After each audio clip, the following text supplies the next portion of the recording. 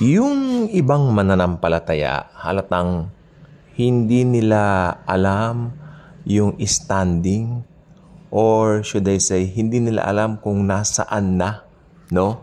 Yung kanilang, ano ba, paano ba tatawagin to?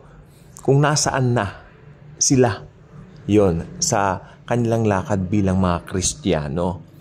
Kasi may narinig po ako kahapon yata or the other day.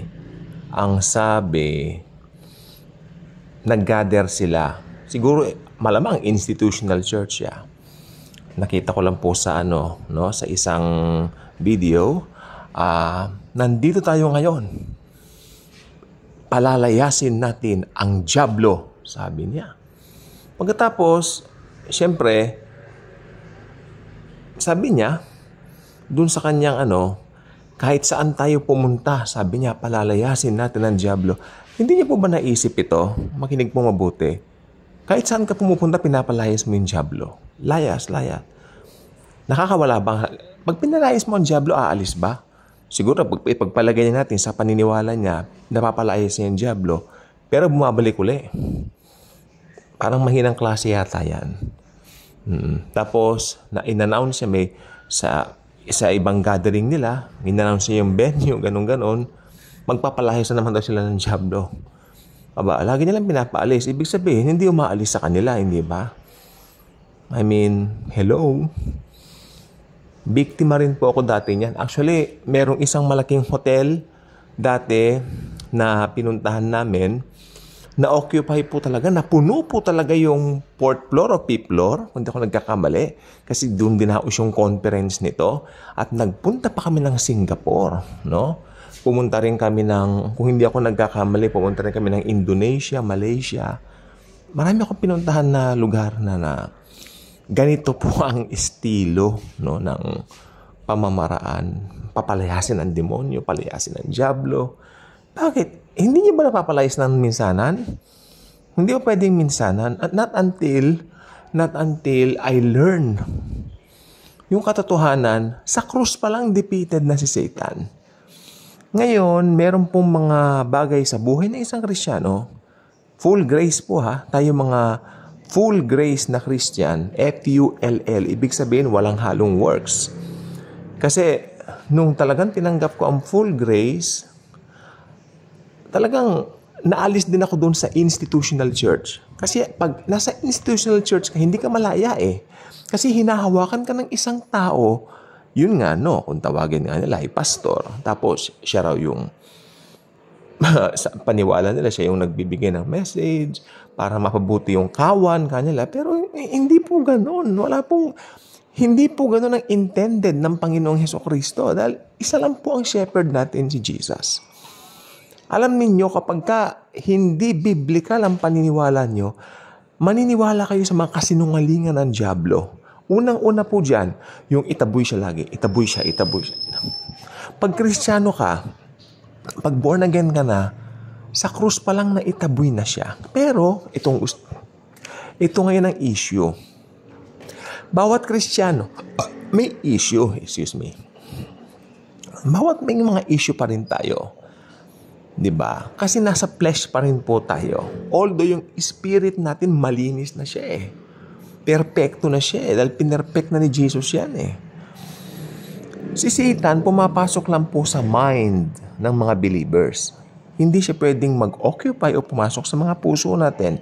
Dahil ang nakatira po sa mga puso natin, si Jesus mismo. The God of gods, the God of the Milky Way, diba? The God of the universe, the God of the galaxy. Siya nakatira dyan. Kaya, huwag kayong maniniwala, palalayasin ng dyablo. Tapos, meron pa yung mga hihipuin ka, mas matutumba-tumba. Kalokohan yan. Kalaking kalokohan. Alam po ba ninyo, may kwento po ako. Excited ako magkwento sa inyo ngayon. Okay? Sige, malamig ang panahon ngayon. Medyo hindi ako tamad magkwento. So, di ba nasabi ko po doon sa isang hotel, occupied po yung 5th floor. Fine, dahil dami talagang tao. Ang tawag po ron, deliverance eh. Di pumunta po kami. I think, 1, 2, 3, 5 kami. 5 kami pumunta. Nakasakay lang kami sa isang van. Umattend kami. Wala naman kaming gagawin during that time.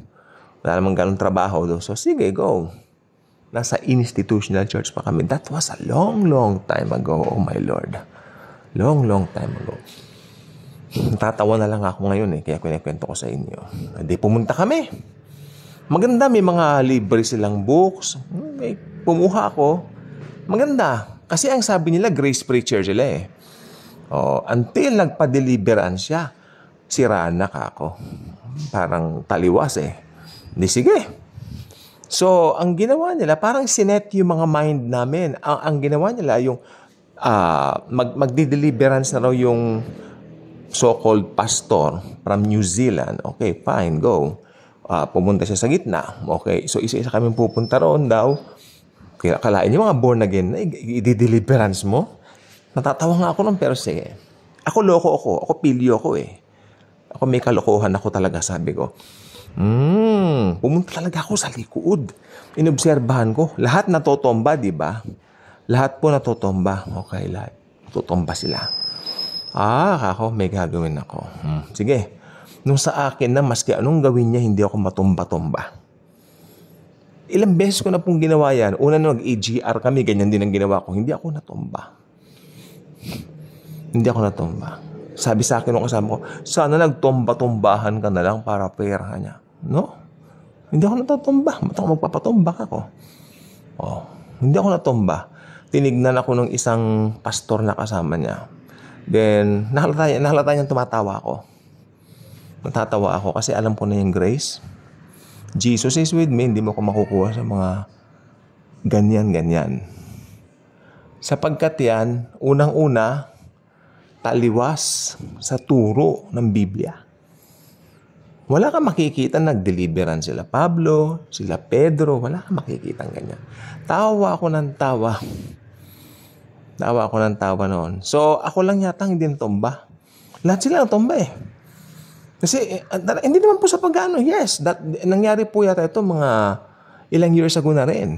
Siguro kung hindi ako nagkakamali, mga more than 10 years na. Bata pa ako noon. Pero may kalokohan talaga ako noon. Talagang sabi ko, Pero nakakatuwa sa, maski bata pa ako noon, medyo bata pa ako noon, alam ko na yung grace.